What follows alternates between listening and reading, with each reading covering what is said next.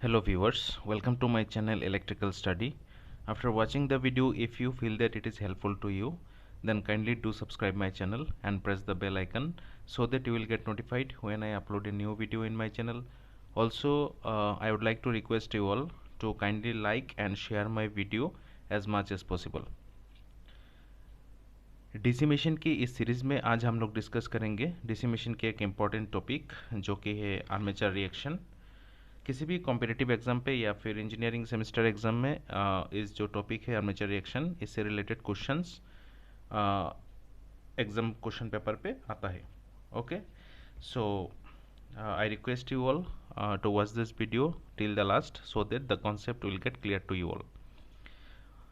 और इस वीडियो में थोड़ा जो डीसी मशीन का कंस्ट्रक्शन है उसके बारे में भी आइडिया जो कॉन्सेप्ट है वो क्लियर होना चाहिए। अगर आप लोगों ने अभी तक मेरा इस सीरीज़ का जो वीडियोस है वॉच नहीं किए तो उसका लिंक जो होगा, प्लेलिस्ट का लिंक डिस्क्रिप्शन बॉक्स में होगा। वहाँ से आप लोग इसका जो कंस्ट्रक्शन है डीसी मशीन्स का कंस्ट्रक्शन पार्ट को पहले देख लीजिए, जिससे क्या होगा इसको समझने में आप लोग इजीली इसको समझ सकते हैं। Okay, so without wasting time let's start the topic. तो यहाँ पे देखिए, यहाँ पे जो तीन डायग्राम है, राइट, यहाँ पे तीन डायग्राम है। सो फर्स्ट ऑफ ऑल हम लोग डिस्कस करेंगे फिगर नंबर 1 जो कि ये होगा, इस फिगर के बारे में डिस्कस करेंगे, राइट। इसके बाद हम लोग डिस्कस करेंगे फिगर नंबर 2, राइट, और लास्ट में हम लोग डिस्कस करेंगे फिगर नंबर 3। ओके, सो डीसी मशीन में क्या होता है, कंस्ट्रक्शन में हम लोग स्टडी कर चुके हैं कि इसका मेन 2 पार्ट्स होता है। एक पार्ट होता है स्टेटर, एक पार्ट होता है रोटर। स्टेटर जो होता है वो स्टेशनरी पार्ट होता है। ओके, इसका अगर डायग्राम में थोड़ा सा यहाँ पे ड्रॉ करूँ तो यहाँ पे हमारा होता है स्टेटर पार्ट जो स्टेशनरी पार्ट होता है, और रोटर पार्ट जो होता है वो इसके अंदर में होता है, राइट, इनर साइड में होता है रोटर पार्ट। अब स्टेटर पार्ट में क्या होता है, स्टेटर पार्ट में मैग्नेटिक पोल्स कनेक्टेड होता है, राइट। इस तरह से यहाँ पे मैग्नेटिक पोल्स लगा हुआ होता है। यहाँ पर जो मैग्नेटिक पोल्स होता है इसमें हमारा जो कंडक्टर है वो वाइंडिंग किया हुआ होता है। ओके, इस तरह से इसमें वाइंडिंग रहता है। अभी हम लोग क्या करते हैं, यहाँ पर जो वाइंडिंग है इसके दोनों टर्मिनल के बीच में हम लोग supply voltage, that means DC voltage को हम यहाँ पे अप्लाई करते हैं, राइट। यहाँ पे हम लोग वोल्टेज को अप्लाई करते हैं। इस वोल्टेज को एक्साइटेशन वोल्टेज भी बोलता है। ओके, अभी जब यहाँ पे वोल्टेज हम लोग अप्लाई करेंगे, ओके, मतलब स्टेटर पोल्स के अक्रॉस जब हम वोल्टेज को अप्लाई करेंगे तब क्या होगा, considerable amount of current will start flowing through this winding. Okay, तो जब यहाँ पे करंट फ्लो स्टार्ट हो जाएगा तब क्या होगा, ये पर जो टर्मिनल हो इसको बोलते हैं हम स्टेटर, राइट। स्टेटर में जो पोल्स लगा हुआ होता है इसको बोलते हैं पोल्स। तो जब वाइंडिंग में करंट फ्लो स्टार्ट होगा तब यहाँ पे क्या हो जाएगा, ये जो पोल है ये मैग्नेटिज्म प्रॉपर्टी में आ जाएगा। Okay, so that means at that time the poles will behave like a magnet. Okay, अब हम लोग जानते हैं कि किसी भी मैग्नेट में क्या होता है, 2 पोल्स होता है, एक होता है एन पोल, दूसरा होता है एस पोल, राइट। तो यहाँ पे जब हमारा फर्स्ट पोल जनरेट होगा, that means current entering terminal जो होता है, इस पोल पे करंट एंटर हो रहा है, करंट एंटरिंग टर्मिनल पे एन पोल जनरेट होगा, और करंट लिविंग टर्मिनल पे क्या होगा, एस पोल जनरेट होगा, राइट। और यहाँ पे जो एन पोल और एस पोल है इन दोनों के बीच में हमारा मैग्नेटिक फील्ड लाइंस होगा। Okay, magnetic field lines exist करेगा। एन पोल और एस पोल के बीच में क्या होगा, मैग्नेटिक फील्ड लाइंस एग्जिस्ट करेगा, राइट। अभी इस मैग्नेटिक फील्ड लाइन के बीच में हमारा क्या है, बीच में हमारा रोटर प्लेस किया हुआ है, राइट। अभी रोटर को हम यहाँ पे ड्रॉ करेंगे। रोटर जो होता है उसकी बॉडी में इस तरह से स्लॉट्स बना हुआ होता है, राइट। इसको हम बोलते हैं स्लॉट्स। स्लॉट्स क्यों बना हुआ होता है, क्योंकि स्लॉट्स के बीच में हम लोग कंडक्टर को पास करते हैं, राइट। स्लॉट्स के बीच में कंडक्टर को पास किया जाता है। दैट मीन्स रोटर के बॉडी में क्या होता है, स्लॉट्स होता है, और स्लॉट्स में क्या होता है, कंडक्टर्स होता है। ओके, अभी क्या होगा देखिए, यहाँ पे जो जनरेटर हम कंसीडर करेंगे डीसी मशीन के केस में, तो जनरेटर में क्या होता है, मैकेनिकल एनर्जी से इलेक्ट्रिकल एनर्जी में कन्वर्ट होता है। मतलब जो रोटर होता है उसमें हम लोग मैकेनिकल रोटेशनल फोर्स अप्लाई करेंगे। अप्लाई करने के बाद जो रोटर होगा वो रोटेट करने लगेगा, राइट, रोटेट करने लगेगा। तो ड्यूरिंग रोटेशन यहाँ पे रोटर के बॉडी में जो कंडक्टर होता है, इस कंडक्टर क्या करते हैं, जो मैग्नेटिक फील्ड लाइंस होते हैं उसको कट करते हैं। इसके बाद according to Faraday's law of electromagnetic induction हमारा जो रोटर कंडक्टर है, यहाँ पे जो कंडक्टर का फाइनल दो टर्मिनल आएगा, इन दोनों टर्मिनल के अक्रॉस एक EMF that means voltage generate होगा, राइट, वोल्टेज जनरेट होगा। जो वोल्टेज जनरेट होगा वो होगा हमारा AC type voltage, that means alternating होगा। इसको हम कम्यूटेटर की हेल्प से डीसी में कन्वर्ट करते हैं, राइट। कम्यूटेटर होता है मैकेनिकल रेक्टिफायर, ये मैंने डिस्कस किया है जो कंस्ट्रक्शन पार्ट है उसमें। अभी क्या होगा देखिए, तो यहाँ पे अभी तक हमने समझा कि यहाँ पे जो फील्ड वाइंडिंग है इसमें एक फ्लक्स जनरेट होगा, इसको हम बोलते हैं field flux, phi suffix F, okay. अभी क्या होगा देखिए, यहाँ पे जो आर्मेचर कंडक्टर्स होगा, आर्मेचर कंडक्टर में क्या होगा, ईएमएफ जनरेट होगा, राइट, कंडक्टर में ईएमएफ जनरेट होगा। अभी कंडक्टर में अगर ईएमएफ जनरेट होता है, सो दैट मीन्स कंडक्टर में एक करंट भी जनरेट होगा, राइट। अभी एक कॉन्सेप्ट ऐसा बोलता है कि किसी भी कंडक्टर में अगर कोई करंट पास होगा तो उसकी सराउंडिंग में एक फ्लक्स जनरेट होगा, राइट। सपोज करते हैं कि यहाँ पे जो कंडक्टर है ये हमारा रोटर कंडक्टर है, रोटर कंडक्टर है, और रोटर में अकॉर्डिंग टू फैराडेज लॉ क्या होगा, ईएमएफ जनरेट होगा। अगर ईएमएफ जनरेट होगा तो रोटर कंडक्टर में एक रोटर करंट भी होगा। अभी अगर रोटर कंडक्टर के थ्रू करंट पास होगा तो उसके सराउंडिंग एरिया में फ्लक्स जनरेट करेगा, उस फ्लक्स को हम बोल सकते हैं आर्मेचर फ्लक्स, ओके।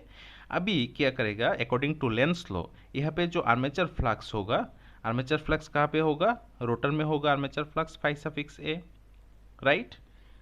तो यहाँ पे जो आर्मेचर फ्लक्स होगा ये अभी क्या करेगा, हमारा जो फील्ड फ्लक्स होगा इसको ओपोज करना स्टार्ट कर देगा, राइट, इसको ओपोज करना स्टार्ट कर देगा। अभी अगर इसको ओपोज कर दे तो आप फिगर 2 में देख सकते हैं हमारा जो फील्ड पोल्स के बीच जो फ्लक्स लाइन था, पहले ये हॉरिजॉन्टल लाइन पे था, राइट। अभी due to the effect of armature flux on field flux हमारा जो मैग्नेटिक फील्ड लाइन से ये देखिए डिस्टॉर्ट हो गया है, राइट। फिगर नंबर 3 पे भी आप लोग देख सकते हैं कि एन पोल और एस पोल के बीच में जो मैग्नेटिक फील्ड लाइन से वो डिस्टॉर्ट हो गए हैं। ये जो इफेक्ट होता है आर्मेचर फ्लक्स का, जो इफेक्ट होता है फील्ड फ्लक्स के ऊपर, जिसकी वजह से जो फ्लक्स लाइन होता है वो डिस्टॉर्ट हो जाता है, इसी इफेक्ट को हम लोग बोलते हैं आर्मेचर रिएक्शन, ओके। इसी इफेक्ट को हम बोलते हैं आर्मेचर रिएक्शन। अभी हम लोग आर्मेचर रिएक्शन की जो डेफिनेशन है उसको हम समझेंगे थोड़ी देर बाद। इससे पहले और एक पॉइंट को मैं यहाँ पे कवर करना चाहता हूँ। देखिए यहाँ पे लिखा है एमएनए और जीएनए, इसका फुल फॉर्म होता है एमएनए मतलब मैग्नेटिक न्यूट्रल एक्सिस और जीएनए मतलब जियोमेट्रिकल न्यूट्रल एक्सिस, ओके। अभी ये क्या होता है, देखिए यहाँ पे जो आर्मेचर कंडक्टर है, यहाँ पे कुछ यहाँ पे जो सर्कुलर पार्ट दिखाया गया है ये होता है स्लॉट्स, इसके बीच में क्या होता है, कंडक्टर होता है। अभी किसी कंडक्टर होगा तो कंडक्टर में करंट एंटर करेगा एक टर्मिनल से और दूसरे टर्मिनल से वो लीव करेगा, राइट। तो जिस टर्मिनल से यहाँ पे एंटर कर रहा है यहाँ पे हम प्लस साइन से डिनोट करेंगे, और जिस टर्मिनल से लीव करेगा उसको हम डॉट साइन से डिनोट करेंगे, ओके। देखिए यहाँ पे तीन कंडक्टर दिखाया गया है प्लस साइन के साथ, और यहाँ पे 3 कंडक्टर को दिखाया गया है माइनस साइन के साथ। मतलब कंडक्टर एक ही है, एक प्लस और एक डॉट, ओके। इन दोनों मिलके एक कंप्लीट कंडक्टर होता है। प्लस की पॉइंट से करंट एंटर होता है और डॉट के पॉइंट से करंट बाहर जाता है, राइट।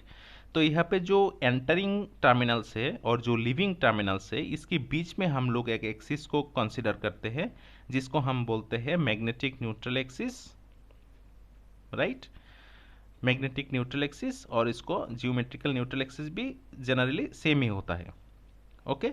अभी जब हमारा आर्मेचर यहाँ पे जो मैग्नेटिक न्यूट्रल एक्सिस है ये क्या होता है, ये होता है हमारा perpendicular line, okay, perpendicular line होता है।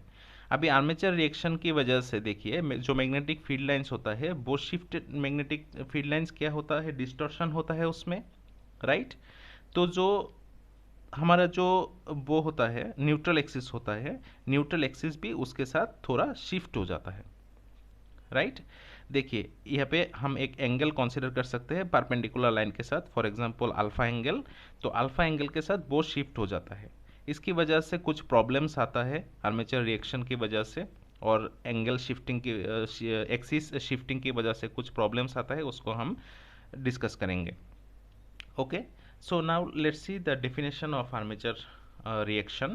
A simple definition: when the machine is loaded, that means जब जनरेटर में हम लोड अप्लाई करेंगे तब क्या होगा, a considerable amount of current will flow through the armature conductors, right। तभी लोड जब कनेक्ट होगा तब आर्मेचर कंडक्टर के थ्रू क्या होगा, लोड कनेक्ट होने पर क्या होता है, सर्किट क्लोज होता है। अगर सर्किट क्लोज होगा तो आर्मेचर कंडक्टर के थ्रू करंट पास करेगा। अभी करंट पास करेगा तो क्या होगा, फ्लक्स जनरेट करेगा। अभी वो फ्लक्स क्या करेगा, conductor will distort the air gap distribution flux produced by the field winding current. Okay, field winding current जो फ्लक्स प्रोड्यूस करता है उसको क्या करता है, आर्मेचर फ्लक्स डिस्टॉर्ट करता है। So the effect of armature flux on main field flux is called armature reaction. तो जो इफेक्ट होता है आर्मेचर फ्लक्स का, जो इफेक्ट होता है किसके ऊपर, जो फील्ड फ्लक्स होता है इसके ऊपर जो इफेक्ट होता है उसको हम बोलते हैं आर्मेचर रिएक्शन। अभी इसका इफेक्ट क्या है, important question. Number 1, the armature reaction में decrease the main flux by 10%। Okay, यहाँ पे देखिए, यहाँ पे जो फ्लक्सेस होता है, फील्ड फ्लक्स होता है, आर्मेचर रिएक्शन की वजह से इसका जो स्ट्रेंथ होता है वो 10% डिक्रीज हो जाता है, राइट।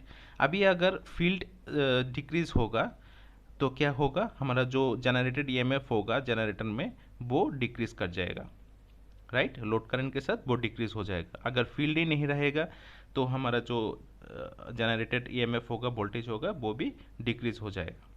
पॉइंट नंबर 2 पे क्या लिखा है, टू एंश्योर गुड कम्यूटेशन। अभी कम्यूटेशन क्या है यह हम अगले वीडियो में समझेंगे, वो एक सेपरेट टॉपिक है।